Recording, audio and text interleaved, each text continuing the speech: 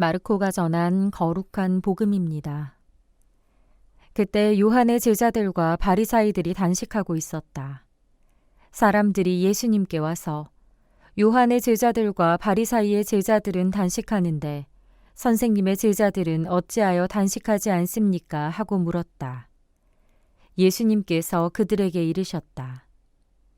혼인잔치 손님들이 신랑과 함께 있는 동안에 단식할 수야 없지 않느냐. 신랑이 함께 있는 동안에는 단식할 수 없다. 그러나 그들이 신랑을 빼앗길 날이 올 것이다. 그때에는 그들도 단식할 것이다. 아무도 새 천조각을 헌옷에 대고 깁지 않는다. 그렇게 하면 헌옷에 기워댄 새 헝겊에 그 옷이 당겨 더 심하게 찢어진다. 또한 아무도 새 포도주를 헌 가죽 부대에 담지 않는다. 그렇게 하면 포도주가 부대를 터뜨려 포도주도 부대도 버리게 된다. 새 포도주는 새 부대에 담아야 한다. 주님의 말씀입니다. 요한의 제자들과 바리사이들은 단식을 중요하게 여겼던 것 같습니다. 당시 신심 깊은 유다인들은 축일에 하는 의무 단식만이 아니라 자발적으로도 단식을 행하였습니다.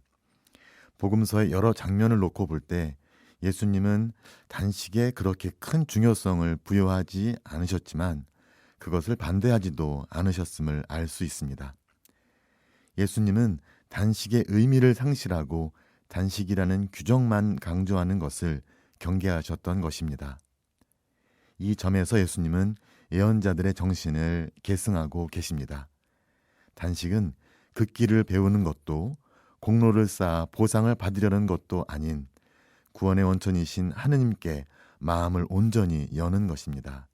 단식은 우리가 하느님과 더 가까워지도록 그분을 더 닮아가도록 하는 계기이지 그 자체가 목적은 아닌 것입니다. 이처럼 신앙에서 모든 것은 하느님과 관계를 맺도록 하는 것에 그 중요성이 있습니다. 예수님께서는 단식할 때 위선자처럼 침통한 표정을 짓지 말고 오히려 머리에 기름을 바르고 얼굴을 씻어서 단식한다는 사실을 남에게 알리지 말고 숨어 계신 아버지께 보이라고 하셨습니다. 이는 단식을 행함으로써 무언가를 보상받으려고 하는 유다인들의 심리를 읽고 하신 말씀입니다. 이러한 방법으로는 결코 하느님과 올바른 관계를 맺을 수 없습니다. 단식이나 자선 혹은 기도와 같은 종교 행위를 보상을 바라거나 공적을 쌓는 것이 아닌 하느님을 향한 순수하고 열린 마음으로 행할 때 우리는 하느님과 순수한 관계, 순수한 인격적 관계 안으로 들어설 수 있습니다. 순수한 인격적 관계란 우리에게 베풀어 주신 하느님의 은총에 대한 감사함에서 우러나오는 순수하고 자발적인 응답을 드리는 관계입니다. 복음에서 예수님께서는 혼인잔치 손님들이 신랑과 함께하는 동안에 단식할 수 없다고 하시며 새 포도주는 새 부대에 담아야 한다고 말씀하십니다. 이는 신앙 곧 우리가 하느님과 맺는 관계에서 그 중심이 예수님께 있어야 한다는 말씀입니다.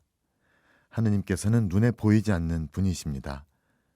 그러나 당신 아드님을 통해 당신을 볼 수 있게 만날 수 있게 해 주셨습니다. 하느님의 아드님 예수 그리스도를 만나는 것이 곧 하느님을 만나는 것입니다.